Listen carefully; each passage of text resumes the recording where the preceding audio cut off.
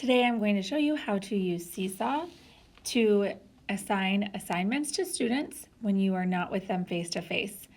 I am using this tool today for remote learning opportunities or station work, or if a student is sick, or a class rotation, or if there's a substitute, a time when you're teaching another small group and need an opportunity to create an activity that provides a lot of explicit instruction from you. That's how we'll use it today. So you'll sign in. I'm a teacher. You can sign in with Google. Your account will be free. I'm going to create a new class. Let's say I'm doing Humanities 7th grade. I can click the grade and my class will be created. On the right hand side, you will see you have customization options. You can click the wrench and you can make any changes that you'd like to make it more visually appealing. And your students will populate on the right hand corner or on the right hand side once you add the students. So if you want them to sign in with Google, you can say yes, and there will be directions for how your students can sign in with Google. There is an option for you to email those instructions to them or post a sign-in code on your screen in your classroom. So your students will populate on the right-hand side. What you'll want to do is the green button on the top that says add, you'll use that button a lot. You'll need to decide what you want to add today. Now, posting student work is a great way that SeeSaw is often used, where students can post pictures of themselves working on something. That's also how they'll respond to your work, your assignments.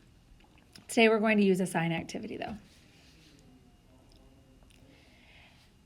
You can browse the community and see what other people have added for assignments.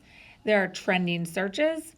There are filters so you can select which subjects and what grades to look at. This is just an idea to get you started. So you could look at this assignment and see if any of them fit your needs. If one of them does fit your needs, you can assign it immediately there by clicking the green button, or you can click the heart to save it for later. It is filtered by community, by school, and by library. So what I can do now is create one. So I want to assign an activity, and I'm going to create a new activity. So let's say I'm going to title it Great Gatsby Discussion. I can type directions for my students. So after reading, maybe I'll go on to say after reading chapter 7, please respond to the following question. I could also add voice instructions. So if I tap the microphone, I am now recording myself on their activity so they can listen to my instructions. Click the check mark to add it. I can also add multimedia instructions or give an example. So I could add a photo of a good example. I could add a drawing myself. I could even record myself giving directions. If I wanted to be the face of this, I could provide directions for my students this way.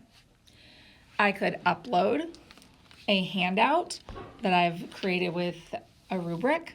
I could add a note or a link to another website for students to look at. So you can add a lot of detailed information. You can add a template for student responses. Again, you could create this for them, or you could leave it up to them what they do. There's more options below too, so you can add anything else that you'd like.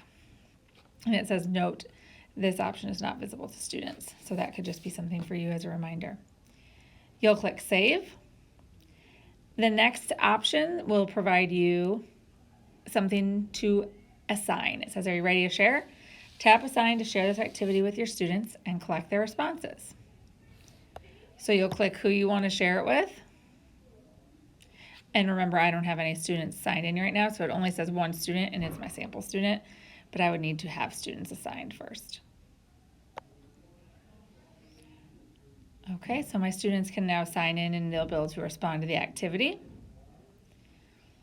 I can view this in Humanities 7, it's telling me. So if I click on that,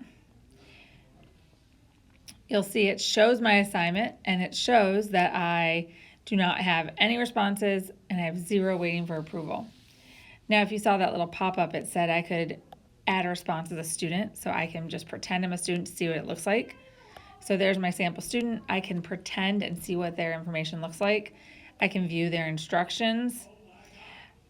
I can play my instructions again, make sure I was really clear. I can practice adding an example. So let's say that they wanted to take a picture of something and they wanted to annotate it. You can see this is what their screen would look like.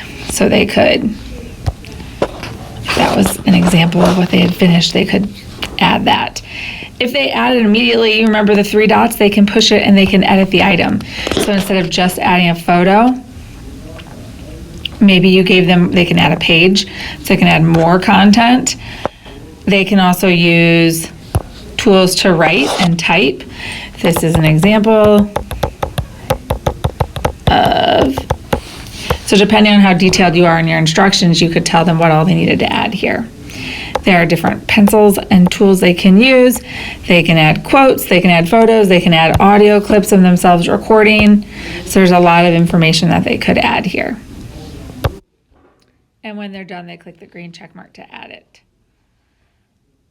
And then you will get notification that you have an item in the class journal. So it's in response to the Great Gatsby. You can see I have 1 student who has entered it, which is my sample student. So this is a great way to assign to students when you are not face-to-face.